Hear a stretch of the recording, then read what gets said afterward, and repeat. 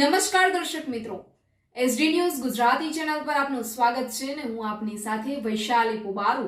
કરીશું નજર આજના સમાચાર પર.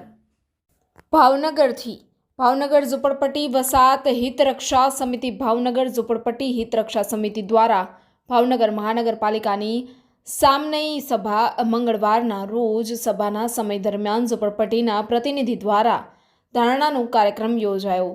ઝુંપડપટ્ટી હિત રક્ષા સમિતિના પ્રમુખ શ્રી જયદીપસિંહ ગોહિલની યાદીમાં જણાવવાનું કે મહાનગરપાલિકાના વર્તમાન સત્તાધીશોને ભગવાન સદબુદ્ધિ આપે અને 70 કરોડના ખર્ચે વિકાસના બહાને 1000 પરિવારના 10,000 લોકોના વિનાશ કરવા પર સરકાર બેઠી છે. વર્તમાન સત્તાધીશો વિકાસના બહાના નીચે ગરીબ અને મધ્યમ વર્ગને હેરાન પરેશાન કરવાની એક પણ તક ચૂકતા નથી. ગરીબો અને મધ્યમ વર્ગ પર તથા જન્મની વિરોધમાં અવાજ ઉઠાવવા માટે સત્તાના નશામાં મદ થયેલા પદાધિકારીઓનો નશો ઉતારવા શહેરના સેવાભાવી આગેવાનો અને સંસ્થા આ ન્યાય લડતમાં જોડાય અને ગરીબોને સહકાર આપે. તેથી ઝુંપડપટ્ટી વસાહતના મહામંત્રી મહેબૂબ ખાન બ્લોચ દ્વારા દર્દભરી અપીલ કરવામાં આવી હતી.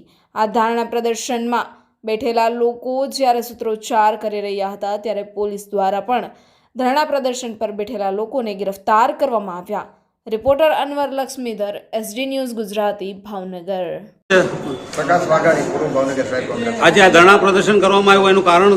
આજે ભાવનગર ઝુંપડપટ્ટી હિત રક્ષા સમિતિના ચેરમેન શ્રી જયદીપસિંહ ગોહિલ, મહેબૂબભાઈ બલોચ અને લાલભા પારુલબેનની આગેવાની નીચે આજે જે ભાવનગરમાં હજારો મકાન પાડી અને ગઢેચી શુદ્ધિકરણની વાતો કરે છે, આ ભારતીય જનતા પાર્ટીની બેવડી નીતિ.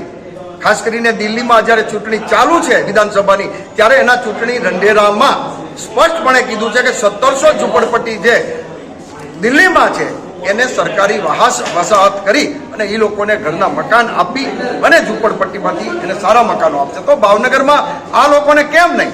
માન્ય શક્તિસિંહજી ગોહિલ સાહેબ, જિગ્નેશ મેવાણી સાહેબ ભાવનગરમાં આ લોકોના લડત માટે આવ્યા હતા, ત્યારે એવું કીધું હતું કે સારો નિર્ણય અમે લેશું ભાવનગર માટે, પણ છતાં આજ સુધી નિર્ણય લેવામાં આવ્યો નથી.